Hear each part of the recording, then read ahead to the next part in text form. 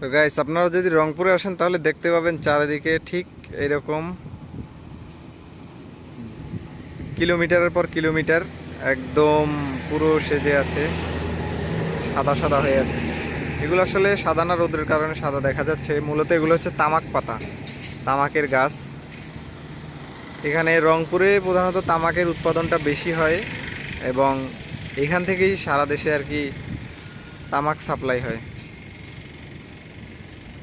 যত দূর চোখ যায় দেখতে পাবেন শুধু তামাক আর তামাক।